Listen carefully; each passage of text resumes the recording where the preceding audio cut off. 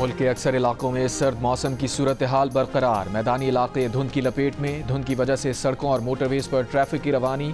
और लाहौर, सियालकोट, फैसलाबाद और मुल्तान एयरपोर्ट्स पर फ्लाइट ऑपरेशन मुतासिर। महकमा मौसमियात का कहना है कि जनूब मशरक़ी पंजाब और मशरक़ी सिंध में चंद मकामात पर तेज़ हवाओं और गरज चमक के साथ बारिश भी हो सकती है।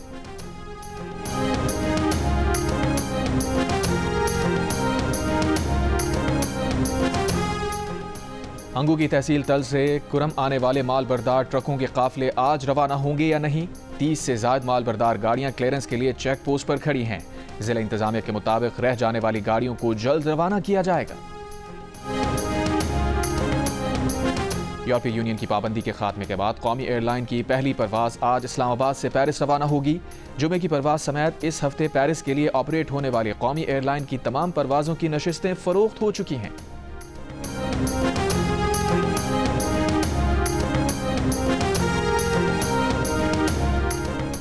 कराची से बैरून मुमालिक जाते हुए 24 घंटे में 35 मुसाफिरों को मुख्तलिफ वजूहात की बिना पर ऑफलोड कर दिया गया। 18 मुसाफिरों को उम्रा वीज़ा पर एडवांस होटल बुकिंग और अखराजात के लिए मुनासिब रकम ना होने पर ऑफलोड किया गया।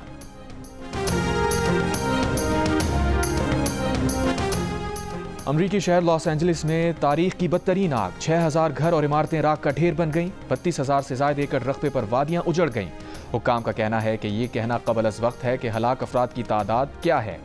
मंगल से लगी आग पर अब तक काबू ना पाया जा सका।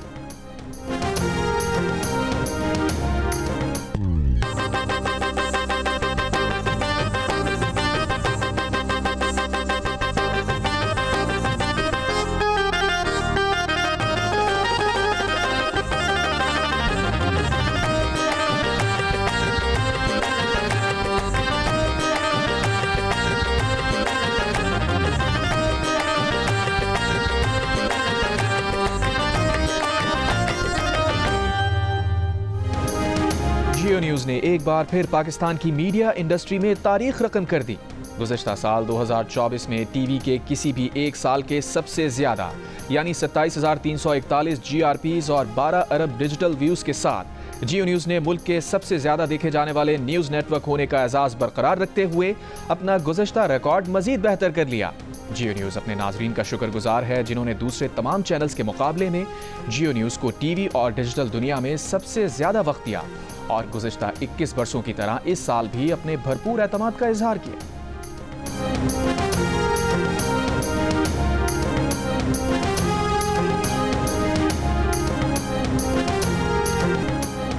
हुकूमत और पीटीआई जिस दिन मेज पर बैठेंगे उस दिन का एलामिया सरप्राइज होगा। दोनों कुछ बातें मान जाएंगे।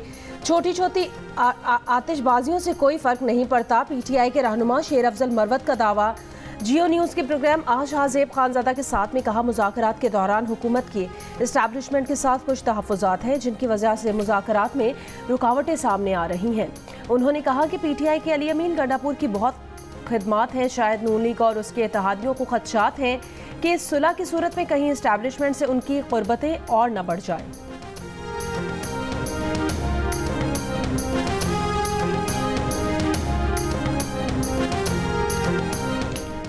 पीटीआई के सेक्रेटरी जनरल सलमान अकरम राजा की शेर अफजल मरवत पर तनकीद। कहा, शेर अफजल मरवत रोज ऐसा बयान देते हैं जिसका पार्टी से कोई ताल्लुक नहीं होता। उन्हें पार्टी पॉलिसी का इदराक नहीं। शेर अफजल मरवत का पलट कर वार। सलमान अकरम राजा के पीटीआई सेक्रेटरी जनरल इंतखाब पर सवाल उठा दिया। कहा, सलमान अकरम राजा 1 साल पहले पार्टी में आया और अब मुझे समझा रहा है। उमर अयूब के इस्तीफे के बाद अब एडिशनल सेक्रेटरी जनरल फिरदौस शमीम नकवी पीटीआई के सेक्रेटरी जनरल हैं। पार्टी उमूर का सलमान अकरम राजा को क्या इदराक होगा? सुब्बानी पीटीआई से मुलाकात करके इस बारे में उन्हें बताएंगे।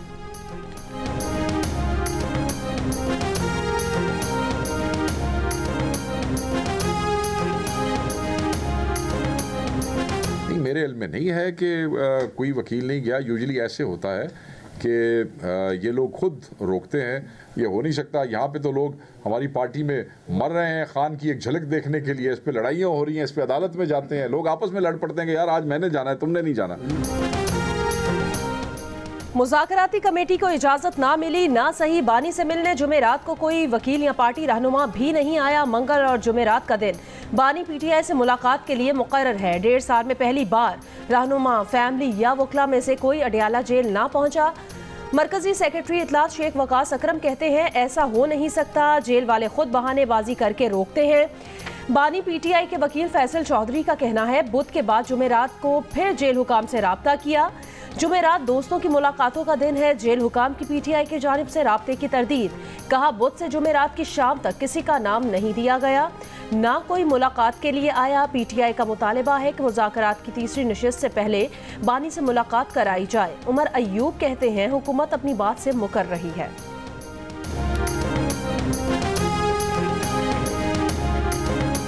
मुलाकात के लिए छोड़ा जा रहा है, इंडिविजुअल मुलाकातें हो रही हैं। जो कमेटी की मुलाकात है वो इसलिए डिले हुई है कि सादिक साहब वो मेरे ख्याल मुल्क से बाहर गए हुए हैं, तो मेरे ख्याल में वो आ गए हैं। तो इंशाल्लाह वो मुलाकात खान साहब की कमेटी की होगी और इंशाल्लाह कमेटी से भी बात।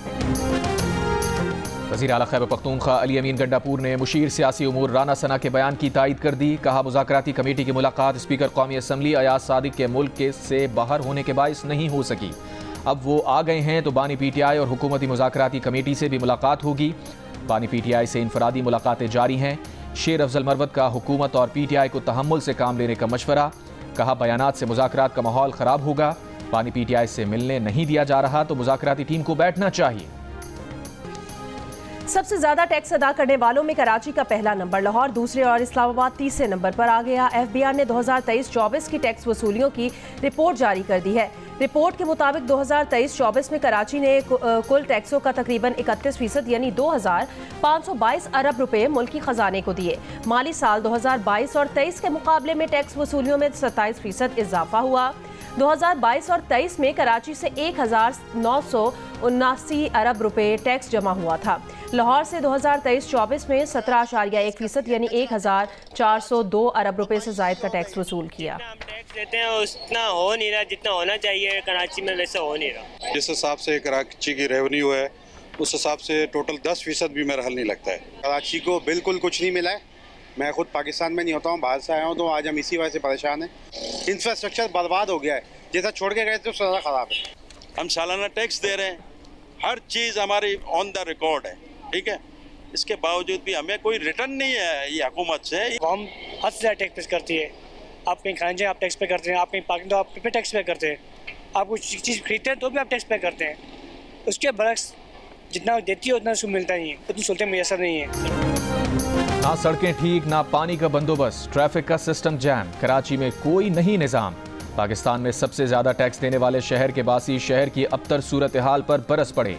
शिकवा किया जितना टैक्स लेते हो उसका 10% ही शहर पर लगा दो।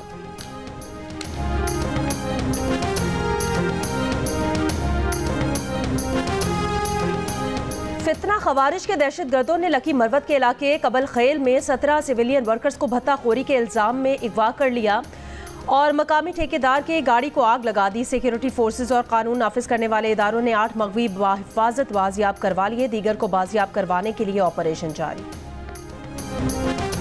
कराची में अंधाधुंध चलने वाली हैवी ट्रैफिक मजीद 2 जाने ले गई। बल्दिया हब रोड पर डंपर की टक्कर से मोटरसाइकिल सवार 2 अफराद जाँ बहक हो गए। ड्राइवर फरार। काठोर के पास कार सवार की टक्कर से जख्मी कोस्ट गार्ड एहलकार चल बसा। कार सवार कुछ दूर जाकर कार छोड़कर फरार हो गया था। मुकदमा दर्ज। कुरंगी चमड़ा चुरंगी के करीब कार की मोटरसाइकिल सवार को टक्कर, मोटरसाइकिल नाले में जा गिरी, एक शख्स जाँ बहक, कार सवार फरार।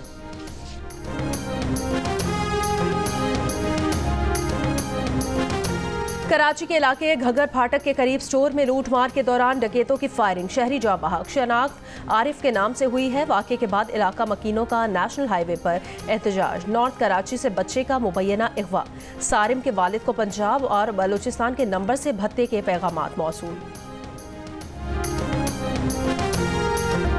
और पाकिस्तान के मोहम्मद आसिफ साक स्नूकर चैंपियनशिप के फाइनल में पहुंच गए। सेमीफाइनल में आसिफ ने हमवतन नसीम अख्तर को 5-3 से शिकस्त दी। नसीम अख्तर ने 7वें फ्रेम में सेंचुरी ब्रेक भी खेला। फाइनल में आसिफ का मुकाबला श्रीलंका के ताहा इशरत से होगा।